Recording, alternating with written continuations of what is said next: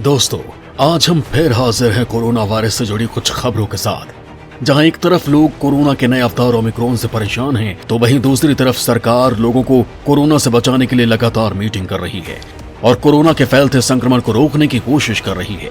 लेकिन दोस्तों, इस बात से हर कोई वाकिफ है कि कोरोना के फैलते संक्रमण को रोकने का सबसे बड़ा हथियार है लॉकडाउन। फिर भी देश में रहने वाले लोग लॉकडाउन के फैसले के साथ नहीं हैं और वो नहीं चाहते कि किसी भी स्थिति में लॉकडाउन लगे। लेकिन दोस्तों, देश में कुछ लोग ऐसे भी हैं जिन्हें ना तो खुद की चिंता है और न ही किसी और की, जो खुलकर लापरवाही करते हैं। अब ये बात सोचने वाली है कि जब लोग कोरोना के प्रकोप से अच्छे से रूबरू हो चुके हैं, लेकिन फिर भी वो इस तरह की गलतियां कर रहे हैं, तो फिर सरकार के पास और कोई विकल्प नहीं बचता है। अगर आपको यकीन नहीं है तो देखिए ये वीडियो और खुद जानिए कि देश का कोरोना से किस कदर बुरा हाल है और कैसे एक बार फिर कोरोना भारत में अपना कहर बरपाने के फिराक में है। तो चलिए दोस्तों, जानते हैं। यूपी के निजी स्कूलों में इस साल भी नहीं बढ़ेगी फीस। उत्तर प्रदेश में कोरोना संक्रमण के बढ़ते मामलों के बीच राज्य सरकार ने निजी स्कूलों को लेकर बड़ा फैसला किया है। राज्य सरकार ने नए शैक्षणिक सत्र 2022-23 में भी राज्य के सभी बोर्डों के निजी माध्यमिक स्कूलों में फीस नहीं बढ़ाए जाने का आदेश दिया है। राज्य के माध्यमिक शिक्षा विभाग ने इस साल भी फीस नहीं बढ़ाने का निर्णय लिया है और इसके पीछे कोरोना के बढ़ते मामलों को कारण बताया है। राज्य सरकार के आदेश के तहत अब निजी स्कूल वर्ष 2019-20 में तय फीस स्ट्रक्चर के आधार पर ही फीस ले सकेंगे। वहीं राज्य सरकार ने लगातार तीसरे साल फीस नहीं बढ़ाने के फैसले के बाद अभिभावकों को बड़ी राहत दी है।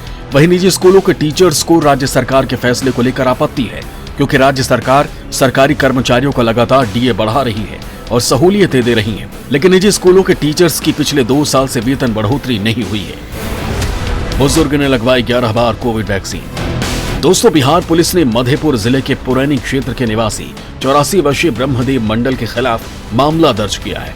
बता दें कि 84 साल के ब्रह्मदेव मंडल का दावा है कि उसने अब तक कोरोना वैक्सीन की 11 डोज ली है। ब्रह्मदेव मंडल ने यह भी दावा किया है कि वैक्सीन से उसे काफी फायदा हुआ है। यही वजह रही कि उसने अब तक वैक्सीन की 11 डोज ले ली है। पुलिस को जब इस बात की जानकारी मिली तो ब्रह्मदेव मंडल के खिलाफ मामला दर्ज किया गया है। पुरैनी के थाना प्रभारी ने कहा कि प्राथमिक स्वास्थ्य केंद्र पुरैनी ने ब्रह्मदेव मंडल के खिलाफ शिकायत दर्ज कर दी है, जिसकी जांच जारी है। दिल्ली में कोरोना से मचा कोहराम। सुप्रीम कोर्ट के 4 मौजूदा जज कोरोना वायरस से संक्रमित पाए गए हैं। इससे पहले गुरुवार को सुप्रीम कोर्ट के 2 जज कोरोना पॉजिटिव पाए गए थे। इनके अलावा रजिस्ट्री के करीब 150 कर्मचारी भी या तो पॉजिटिव हैं या फिर आइसोलेशन में हैं। इससे पहले संसद के करीब 400 कर्मचारी सुरक्षाकर्मी भी कोरोना संक्रमित पाए जा चुके हैं। कोरोना वायरस के बढ़ते मामलों को देखते हुए सुप्रीम कोर्ट ने 7 जनवरी से पूरी तरह से वर्चुअल मोड पर सुनवाई करने का फैसला किया था। सुप्रीम कोर्ट ने अपने सभी न्यायाधीशों को अपने आवासीय कार्यालयों से काम करने का फैसला किया है। इसके अलावा सुप्रीम कोर्ट ने गुरुवार को एक सर्कुलर के माध्यम से कहा था कि 10 जनवरी से केवल बहुत जरूरी मामलों, fresh matter, bail matters, detention और तय तारीख के केस सूचीबद्ध किए जाएंगे। साउथ एक्टर विष्णु विशाल हुए कोरोना पॉजिटिव। फिल्म जगत में कोरोना की ये तीसरी लहर बहुत तेजी से प्रभावी हुई है। हर दिन कोई न कोई सेलिब्रिटी इस वायरस का शिकार हो रहा है। ऐसे में सेलेब्स हैं जो इस वायरस के 2 लहरों में कोविड पॉजिटिव नहीं हुए, लेकिन इस बार इससे बच नहीं पाए। पिछले कुछ दिनों में साउथ सुपरस्टार महेश बाबू, विशाल डडलानी, स्वरा भास्कर, मधुर भंडारकर, प्रतीक बब्बर जैसे कलाकार कोविड पॉजिटिव हुए हैं। पिछले 24 घंटे में फिल्म मेकर मधुर भंडारकर के साथ साथ सिंगर अरिजीत सिंह, नफीसा अली सोढ़ी, मानवी गगरू जैसे बॉलीवुड सेलेब्स इसके शिकार हुए हैं। भारत में भी यह वायरस तेजी से फैल रहा है। शनिवार को इसके 1,41,986 नए केस दर्ज किए गए। ये आंकड़े बहुत आश्चर्यजनक हैं। 10 जनवरी से सिर्फ वैक्सीनेटेड लोग ही चढ़ पाएंगे ट्रेनों में।